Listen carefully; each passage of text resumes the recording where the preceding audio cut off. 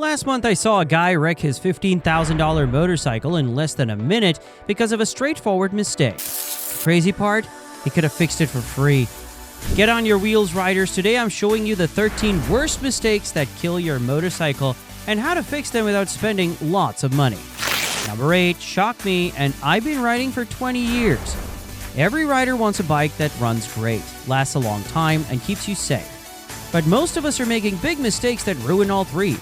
I've been around motorcycles for over 20 years, and I've seen thousands of bikes destroyed by these same mistakes. The worst part? Most riders have no idea they're doing anything wrong until it's too late. Your chain connects your engine to your wheel. It can lock your rear wheel or cut through your engine case when it brakes at highway speed. When your chain gets dirty and dry, metal rubs against metal with every turn. A new chain costs about $150, but a broken chain that damages your swing arm and engine, that's over $2,000. The fix? Every 500 miles, take 5 minutes to check the tightness and oil your chain. After cleaning with a soft brush, use a good motorcycle chain lube. Adjust how tight it is based on what your manual says, usually about 1 to 1.5 inches of play. Don't turn your awesome bike into junk on the side of the road because you skipped a 5-minute check. That loud exhaust might sound cool, but could slowly cook your engine. Motorcycles are carefully designed systems. Change one part without fixing the others, and you're asking for trouble. Many riders install a new exhaust, air filter, and power commander without proper setup. The result? Engines running so hot they melt pistons, causing $3,500 in damage that could have been avoided with correct tuning. Your fuel system is set up to work with stock parts. When you change how air flows in or out, you must also change how much fuel goes in. Don't turn your dream bike into an expensive mess. Either learn how all systems work together or pay for professional tuning. Brake fluid soaks up water from the air. After about a year, that water rusts your brake parts, making the fluid boil easier. When it fails, your whole brake system breaks. The cost of neglect is staggering.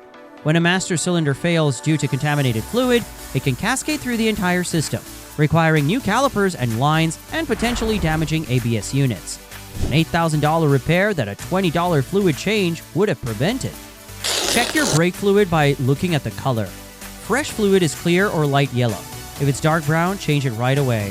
Use only the DOT rating your manual says, and replace it every 1 to 2 years. Don't let what stops your bike become what breaks your motorcycle. Bad winter storage guarantees expensive problems when spring comes. The biggest issue is fuel turning to gunk in your carbs or injectors. Then there are dead batteries, rust inside your engine, and dried out rubber parts. Your winter storage checklist. Fill the gas tank and add fuel stabilizer, remove the battery and hook it to a charger. Lift the tires or move them sometimes. Change the oil before storing and cover the exhaust and air intakes to keep moisture out. If possible, use a good breathable cover in the garage. Don't let your sleeping bike turn into a springtime nightmare. Tight enough is never right when it comes to motorcycle bolts. Too tight can break bolts inside engine cases, while too loose means parts can come off while riding. It happens more than you think. Improper torqued axle nuts lead to wheel bearing failures mid-corner. Loose engine mount bolts allow engines to shift during acceleration. These aren't theoretical problems. They're common failure points documented in service manuals. This is a must.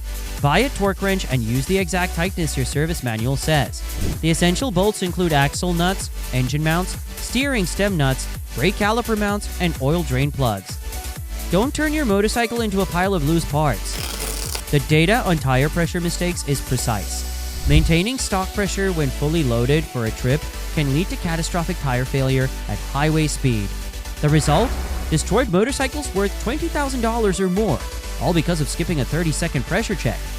What your manual doesn't really explain. As you add weight, you need more pressure to keep the right tire shape.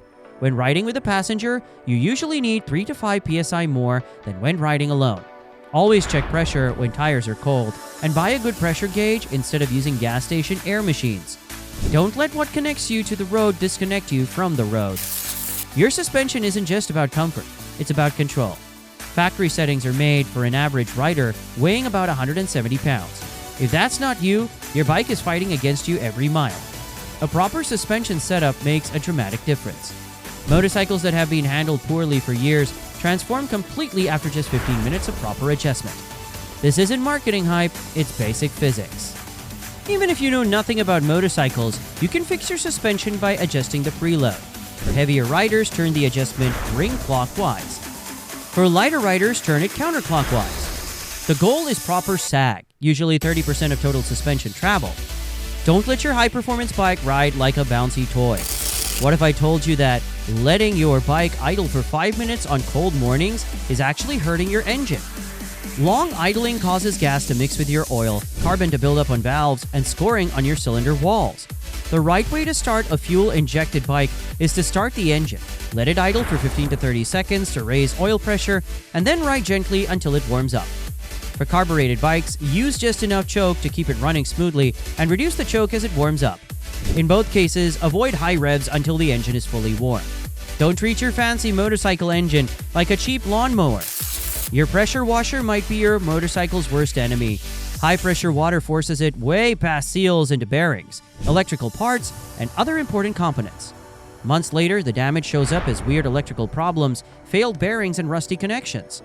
The right way to clean a motorcycle is to use gentle water pressure, special motorcycle cleaners, and good old elbow grease.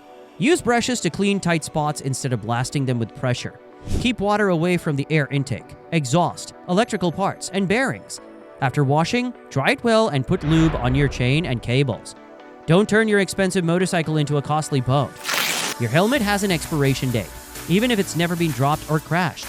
The foam that protects your head breaks down over time from heat, sweat, and the environment. Most helmet makers say to replace it every 5 to 7 years, no matter what condition it seems to be in. Cruising with an expired helmet is like jumping out of a plane with an old parachute. You can check your helmet's age by looking for a sticker inside the padding. The date is often coded, with the first 2 numbers being the week and the last 2 being the year.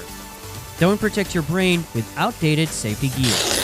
Your motorcycle's battery loses about 1% of its charge every day you don't ride, and just 3 complete discharges can permanently reduce its capacity by 30 to 40%. This is why you can park your bike with a perfect battery, return it a month later, and find it completely dead. The professional way to maintain your battery is to install a battery tender for long periods when you don't ride. Clean the connections regularly and check fluid levels in standard batteries monthly. For those who don't ride all year, a simple $30 battery tender will save you hundreds in replacement batteries. Don't let your bike's power source become its power failure. Using car products on your motorcycle is like putting diesel in a gas engine.